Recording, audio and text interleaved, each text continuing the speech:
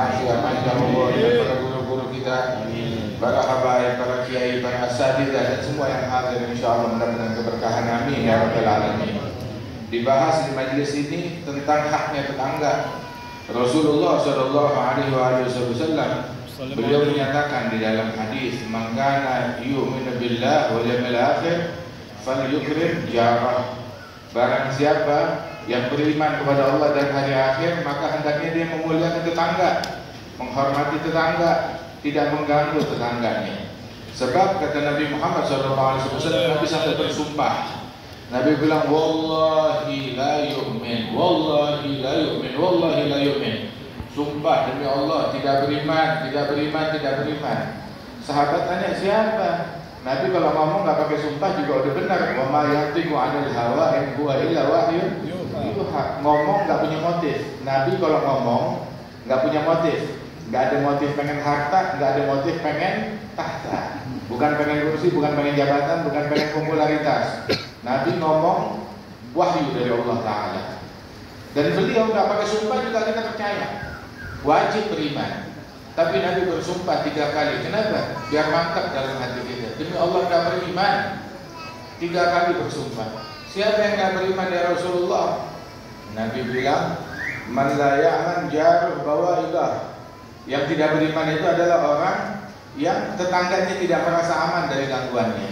Orang yang suka ganggu tetangga, maka dia tidak beriman. Waliyadzubillah min dzalik. Nah, kita sekarang jangan ganggu tetangga kita. Beri manfaat. Sampai dikatakan oleh Rasul sallallahu alaihi wasallam, orang itu kalau dia masak di rumahnya, Nabi bilang nggak bisa ngasih dagingnya, kasih kuahnya, banyakin kuahnya, kirim kuah ke tetangga kita, berbagi kepada mereka, sebagaimana diajarkan oleh Rasulullah sallallahu alaihi wasallam. Bahkan tetangga itu walaupun dia beda agama punya hak. Nabi bilang di dalam hadis, ada tetangga yang memiliki 3 hak, ada tetangga yang memiliki 2 hak, ada tetangga yang memiliki 1 hak. Tetangga yang memiliki 3 hak adalah tetangga yang muslim, tetangga juga terus masih kerabat. Itu punya 3 hak, haknya tetangga, hak sesama muslim, hak sesama kerabat. Dan tetangga yang memiliki 2 hak adalah tetangga yang muslim. Dia punya hak tetangga dan juga seagama, beragama Islam. Ada juga tetangga yang punya 1 hak, cuma tetangga doang walaupun beda agama. Dia punya hak. Wajib kita berikan haknya tetangga. Itu malaikat Jibril senantiasa, kata Nabi Muhammad, la yazal Jibril yusini bil jar. Senantiasa malaikat Jibril mewasiatkan kepada saya tetangga, sampai saya pikir jangan-jangan ke tetangga bakal dapat warisan. Kenapa? Saking selalu dipesankan oleh malaikat Jibril. Masya Allah. Nah, karenanya itu Rasulullah Shallallahu Alaihi Wasallam orang yang nggak pernah ganggu tetangganya, bahkan berpesan kepada umat jangan ganggu tetangga. Cirinya iman nggak mengganggu lingkungan, nggak mengganggu tetangga. Dengan perbuatan dia, dengan apapun yang dia lakukan di rumahnya. Ada satu orang berziarah berkunjung ke rumahnya orang soleh. Saat berkunjung ke rumah orang soleh tersebut, di rumah orang soleh itu banyak tikus. Baru duduk sebentar, tikus berkeliaran, nyebrang sini nyebrang di dalam rumahnya itu orang. Akhirnya si tamu bilang kepada si yang punya rumah, bilang, "Ya Syekh, ini di rumah kamu banyak banget tikusnya." Dia bilang, "Iya, alhamdulillah. Kan saya punya solusi." "Apa solusinya?" "Piara kucing aja." Jadi tikusnya pergi. Maka si Syekh itu bilang, "Dari dulu, berpuluh-puluh tahun yang lalu saya tadinya pengen piara kucing, tapi nggak jadi." "Loh, kenapa nggak jadi?" "Tadinya saya mau piara, cuma nggak jadi. Soalnya saya berpikir kalau saya piara kucing, saya takut tikusnya pindah ke rumah tetangga. Jadi mendingan saya sabarin di sini, jangan sampai tikus dari rumah saya pergi ke rumah tetangga. Jangan sampai ganggu tetangganya saya." Begitu perhatiannya orang. Diajarkan di dalam agama Islam sedemikian rupa. Itu dikatakan kan al-imam siapa namanya? Abdullah Ba'alawi. Ada Syekh Abdullah bin Alawi Ibn al-Faqih al-Muqaddam Muhammad bin Ali Ba'alawi. Syekh Abdullah Ba'alawi, dia imam masjid Ba'alawi, seorang wali, seorang imam masjid, seorang ulama besar, seorang rujukan pada masanya, orang yang dermawan. Itu beliau Tiap hari sampai keliling ke rumahnya tetangga, diketok rumah tetangganya satu persatu. Hari ini kamu ada makanan, begitu ada keperluan, beras ada, gandum ada, daging ada. Dia datang keliling ke rumah tetangganya satu persatu, memperhatikan mereka. Sampai itu tetangganya malu. Sekali ketika tetangga kebetulan nggak ada makanan, cuma takut tuh di apa namanya, Al-Imam Abdullah Bali terlalu baik, takut ngirim makanan ke rumah mereka atau bertanya, dia malu, dia sungkan. Akhirnya apa yang dia lakukan? Dia masak di rumahnya, masak yang berisik. Apa yang dia masak? Dia masak di penggorengan itu ditaruh kerikil. Wah, kan berisik, dikiranya masak apa kerikil? Masya Allah. Ketika keesokan harinya, Syekh Abdullah Bali berjumpa dengan anak kecil dari tetangga tersebut. Ditanya, semalam masak apa? Kok ribut banget? Dia mau ngirimin makanan, tapi ngedenger lagi pada masak. Bilang nggak ada masak apa-apa, itu cuma goreng-goreng kerikil doang, karena ayah saya malu pada engkau. Maka marah Syekh Abdullah Bali, disamperin rumahnya itu orang didedor. Dia marah, wallahi nggak halal kalau lain kali kamu bikin begitu. Kasih tahu kepada saya, ngomong sama saya. Jangan kamu menyembunyikan kesusahan kamu terhadap saya. Begitu. Bilang kau terlalu baik, nggak peduli. Walaupun saya nggak punya apa-apa, kamu kasih tahu saya, kita berbagi makanan apa yang saya punya. Radhiyallahu anhum wa radhiyallahu ajma'in. Allah Taala memuji sekelompok keluarga Nabi Muhammad sallallahu alaihi wasallam yang memiliki sifat apa? Wa yut'imuna ta'ama 'ala hubbihi miskinan wa yatiman wa asira. Innama nut'imukum liwajhillah la nuridu minkum jazaa'a wa la syukura. Inna nakhafu min rabbina yawman 'abusan qamtarira. Mereka orang-orang yang memberikan makanan, bukan cuma sekedar ngasih makan orang, tapi yut'imuna ta'ama 'ala hubbihi. Ngasih makan 'ala hubbihi, tahu enggak 'ala hubbihi apa? Bukan ngasih makan asal, tetapi ngasih makanan yang paling mereka suka. Makanan yang paling enak, makanan yang paling mereka suka, mereka berbagi kepada masyarakat, kepada lingkungan, kepada warga. Siapa yang dikasih makan? Miskin, orang miskin. Wa yatim, anak yatim. Enggak heran. Tapi ada yang lebih unik. Wa asira. Tahu enggak asir itu apa? Tawanan perang. Tawanan perang maknanya apa? Tawanan perang di Madinah. Siapa tawanan perang di Madinah? Non Muslim. Orang yang beda agama. Maknanya dia orang kafir harbi. Terus ditangkap dan ditawan. Mereka memerangi Nabi Muhammad dalam peperangan, terus berhasil ditangkap, ditawan di Madinah. Nah, mereka ditawan, dijamu dengan makanan yang paling enak. Subhanallah. Ini yang membuat itu orang-orang masuk dalam agama Islam karena akhlak yang diajarkan di dalam agama Islam ini. Itu tetangga haknya besar, dan orang-orang terdahulu itu bagaimana mereka berbuat baik kepada tetangganya. Itu Nabi Muhammad SAW dulu tuh punya tetangga. Di antara tetangganya beliau adalah seorang Yahudi. Itu orang Yahudi tersebut ada anak kecilnya, anak-anaknya dia, pemuda. Itu tiap hari ngebantuin di rumahnya Rasulullah, bantu-bantu bersih-bersih di rumahnya Nabi Muhammad. Sering mainnya di rumahnya Nabi. Hingga akhirnya itu anak sakit. Saat dia sakit dijenguk oleh Rasulullah. Nabi menjenguk tetangganya yang sakit, yang beragama Yahudi. Ya, beda, bukan beda partai ini. Bukan beda partai, bukan beda calon, beda agama, beragama Yahudi, sakit dijenguk oleh Rasulullah Sallallahu Alaihi Wasallam. Untung zaman itu nggak ada provokator. Kalau kagak dibilang, oh Nabi pro sama Yahudi, kagak. Nabi pro kepada kemanusiaan. Dijenguk oleh Rasulullah Sallallahu Alaihi Wasallam. Saat dijenguk, Nabi lihat keadaannya ini sudah sekarat.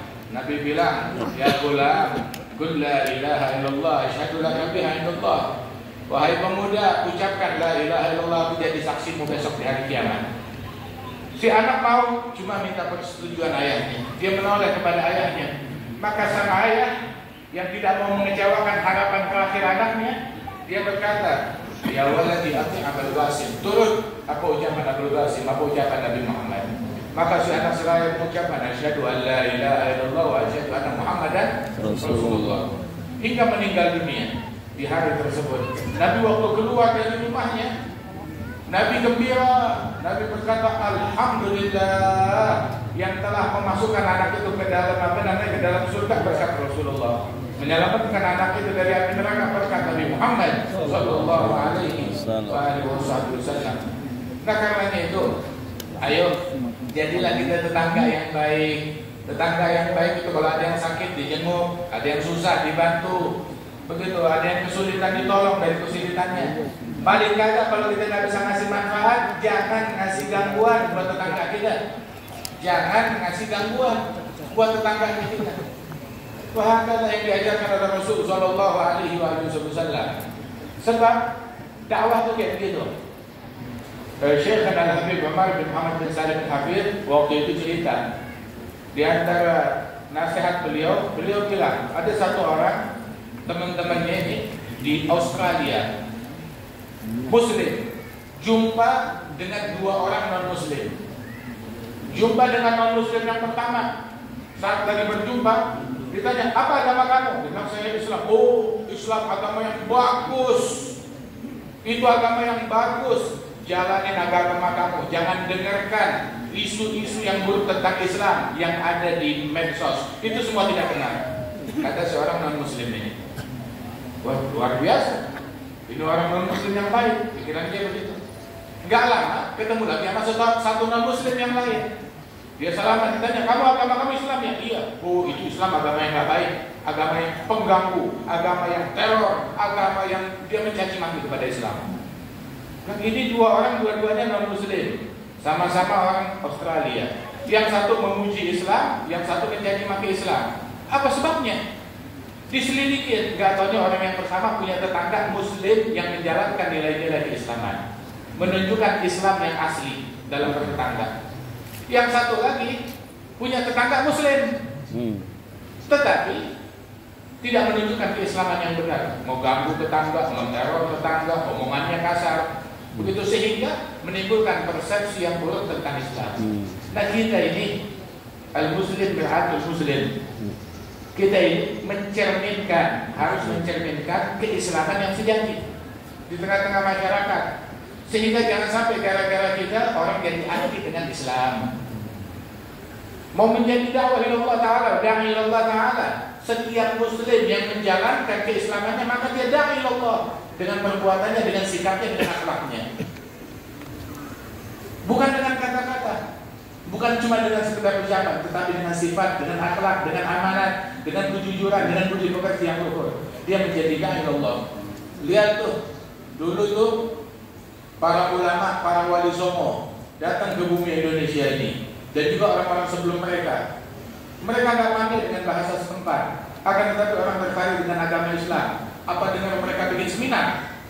Apa karena mereka punya punya riset ini dan itu? Enggak, tetapi mereka punya akhlak yang luhur, punya budi pekerti yang indah. Terakhir itu ada dulu tuh di Afrika satu orang namanya Al-Habib Sayyid Sa'id Al-Biyah. Al-Habib Sa'id Al-Biyah. Dia punya kawan di satu desa, di satu negara di Afrika sana. Dia bilang, di kampung kamu apakah ada orang Islam? Dia bilang, di kampung saya nggak ada orang Islam.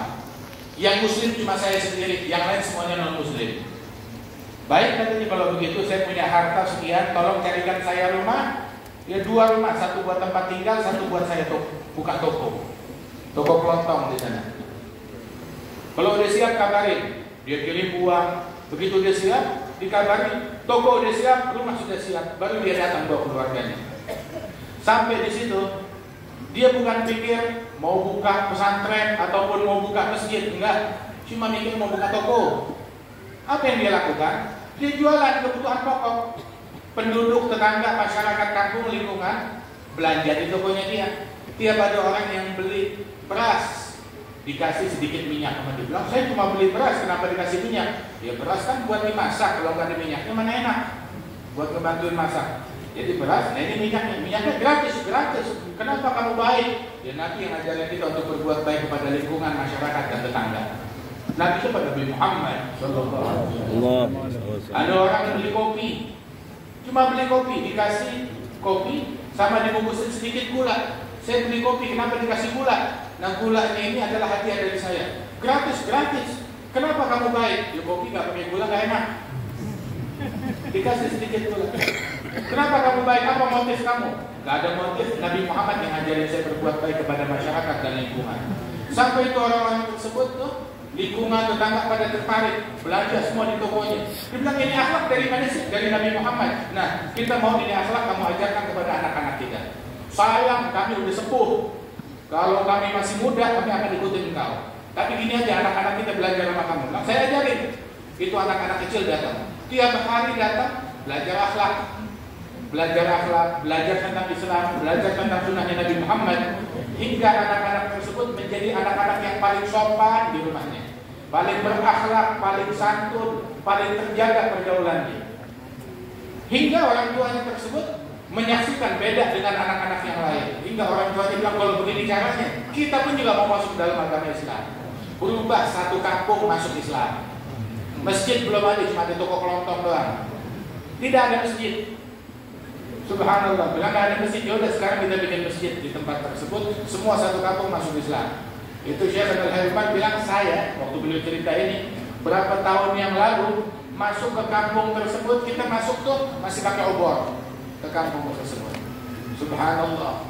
Wah, kata Islam itu didakwakan dengan akhlakul karimah, bukan dengan adu mulut, bukan dengan jidal, bukan dengan cekcok, bukan dengan arogansi, tetapi dengan akhlaknya Nabi Muhammad Sallallahu Alaihi Wasallam. Mudah-mudahan Allah Taala berikan taufik kepada kita sekalian, dan Allah Taala insya Allah menjadikan kita sebagai mukmin yang sejati, yang memberikan keamanan kepada lingkungan, kepada masyarakat, kepada tetangga.